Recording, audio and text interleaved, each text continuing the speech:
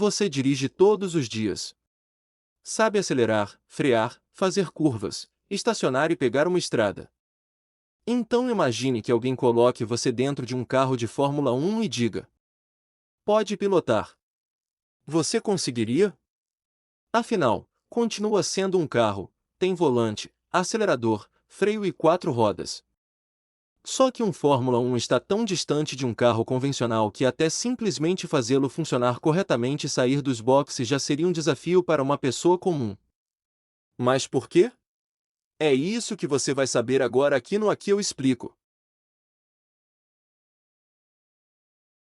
Primeiro problema: nem sair com o carro seria simples. Aqui já dá para quebrar uma expectativa. Uma pessoa habilitada provavelmente não entraria em um F1 moderno e simplesmente faria aquilo que faz com seu carro na garagem.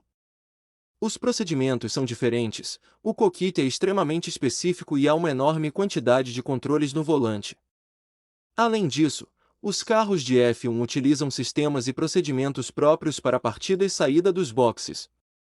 Então, experiência com carro de rua ajuda a entender conceitos básicos de condução, mas não prepara alguém para operar um Fórmula 1. Mas se alguém ensinasse a sair, eu conseguiria dirigir devagar?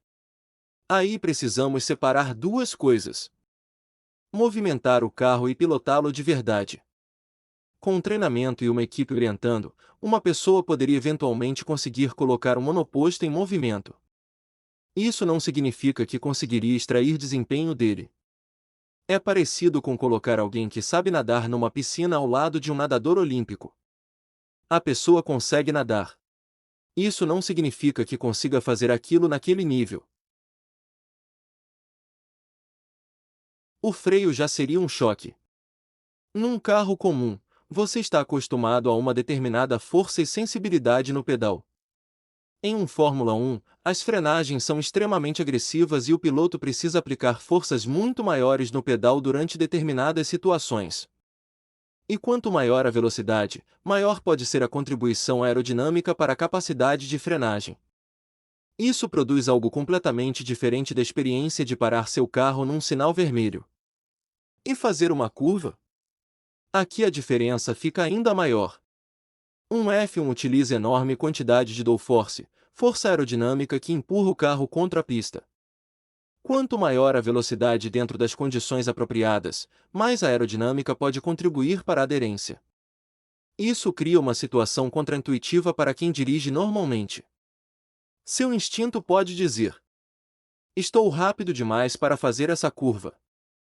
Só que o carro foi projetado justamente para realizar determinadas curvas em velocidades absurdamente maiores que um automóvel convencional.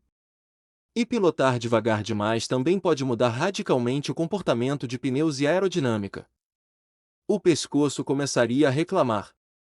Agora entramos no corpo humano. Pilotos de Fórmula 1 não treinam fisicamente por estética. Durante acelerações, frenagens e principalmente curvas, o corpo é submetido repetidamente a grandes forças. Sua cabeça já tem peso. Acrescente o capacete e grandes acelerações laterais tentando deslocá-la enquanto você precisa continuar olhando precisamente para a pista. Por isso os pilotos treinam pescoço, tronco, resistência cardiovascular e outros grupos musculares especificamente para suportar a pilotagem. Uma pessoa comum poderia ficar extremamente cansada muito rapidamente. Olhe para um volante moderno de Fórmula 1 e compare com o volante de um carro comum. São vários botões, seletores e comandos. O piloto não está apenas apontando o carro para a esquerda e direita. Ele também recebe informações e realiza ajustes enquanto está pilotando a velocidades enormes. E tudo isso precisa virar memória operacional. Não dá para estar a mais de 250 km por hora pensando: espera, qual botão era mesmo? Então uma pessoa comum bateria imediatamente? Não necessariamente. Se fosse colocado em condições controladas, recebesse instruções e conduzisse muito abaixo do limite, não existe uma regra dizendo que obrigatoriamente bateria.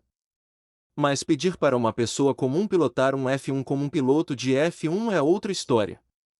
Mesmo pilotos profissionais de outras categorias precisam se adaptar quando chegam à Fórmula 1. Agora imagine alguém cuja referência é dirigir até o trabalho. E se colocássemos essa pessoa numa corrida? A diferença seria brutal. Não seria simplesmente Verstappen, 300 km por hora. Pessoa comum, 250 km por hora. Pilotagem não é uma disputa de quem consegue pisar mais fundo no acelerador em uma reta. O piloto profissional sabe onde frear, quando liberar o freio, como posicionar o carro, como acelerar na saída, como administrar pneus e como repetir tudo isso volta após volta. Uma pessoa comum poderia perder enormes quantidades de tempo em cada curva. E uma diferença de poucos segundos por volta já é gigantesca no automobilismo profissional. Bom, agora vamos recapitular tudo o que foi explicado até aqui. Então, quem sabe dirigir um carro comum conseguiria pilotar um Fórmula 1? Não no sentido que normalmente damos à palavra pilotar.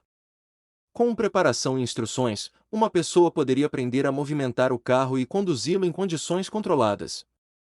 Mas extrair o desempenho de um Fórmula 1 exige técnica, condicionamento físico, conhecimento e milhares de horas de experiência. Ter carteira de motorista ensina você a dirigir um carro. Não transforma você em piloto. E talvez seja justamente isso que faça um piloto de Fórmula 1 parecer tão extraordinário. Ele faz parecer controlável uma máquina que, para uma pessoa comum, seria completamente fora do normal. Então é isso. Para você que assistiu o vídeo até o fim, deixou meu muito obrigado. E até o próximo vídeo, aqui no canal Aqui Eu Explico.